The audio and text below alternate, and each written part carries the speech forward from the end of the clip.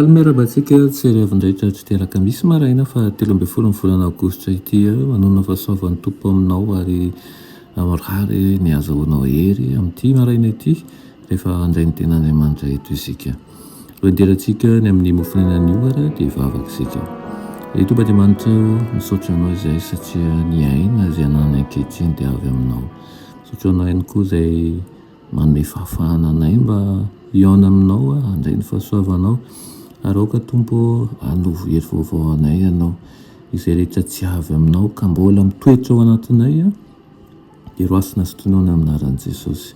Aoka ianao irery ihany no hitoetra ary aoka ny fanahinao hitaonana indray ho amin'ny tsara kokoa hatrany amin'ny anaran'i Jesosy, amen. Lohateny mofonenantsika androany dia manao hoe mandresy ny fitiavan-tena. Ilaina amin'ny Korintianina faharoa toko 10:7-8 manao hoe dia tahaka ahy koa manao an'izay hahafinaritra ny olona rehetra amin'ny zavatra rehetra ka tsy mitady ny maso ahy ihany fa ny maso any maro mba hovonjeny izy, amen. Fony olona maro no hitoeran'ny fitiavan-tena izay miraikitra aminy tahaka ny apokana, ny eritreritany sy ny drafiny ary ny ezaka ataony dia ho an'ny tenany ihany. Tokony ho tsapany sy ho reseny nefa izany fitiavan-tena izany satria fahotana tena lehibe ho mason'Andriamanitra. Indray ny fanahy ireny ny aneho fahalianana bebe kokoa amin'ny taranak'olombelona. Amin'izany no hampanakekezin'ny fony amin'ny Kristy ka ho vontony fanahiny izy ireo. Hifikitra mafy amin'ny Kristy izy ka tsy hisy n'inona hasaraka azy ny amin'ny fitiavany. Ny olona manana fanandramana tsy mahatsiriritra indrindra dia izay manidy ny fangorahany ao am-pony ihany. Ireo izay mandray mba hizara ny mahazo ny tsara indrindra amin'ny fiainana sy mahatsapa fifaliana tena izy, mahatsapa fahabangana mandrakariva. Ireo izay tsy miaina fa-tsy ho an'ny tenany satria tsy mety hafa-po ireny olona ireny.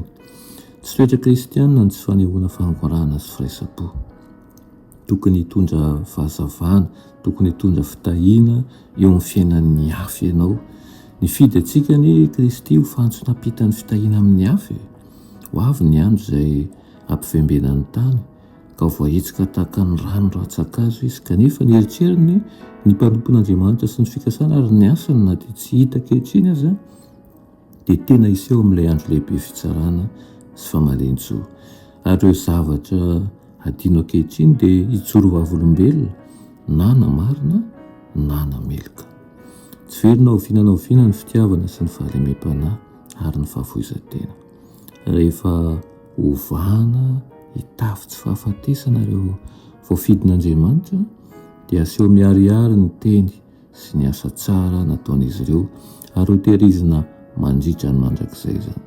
Tsy misy asa fanompoana tsy mitady valiny izany, na dia kely io na dia tsotra aza. Amin'ny alalan'ny fahamarinan'i Kristy izay omeny antsika no hitehirizina mandrakizay ny andro ny teny sy ny asa tahaka an'izany. Dia ny tenany io hanosika anao mandrakariva ho amin'ny tsara kokoa hatrany, hitombo amin'ny fitiavan'i Kristy ary ihany koa ahatsiaro fa voafidin'Andriamanitra tokoa ianao. Amen. Vavakisika misotro anao izay rehony amin'ny teninao izay niraisinay anio.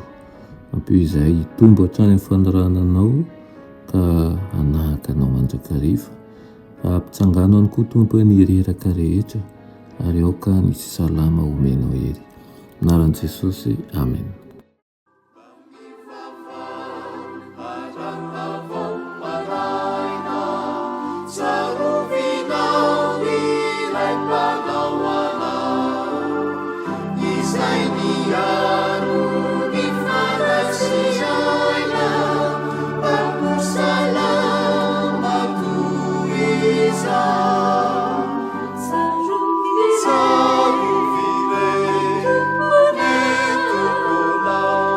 Piaro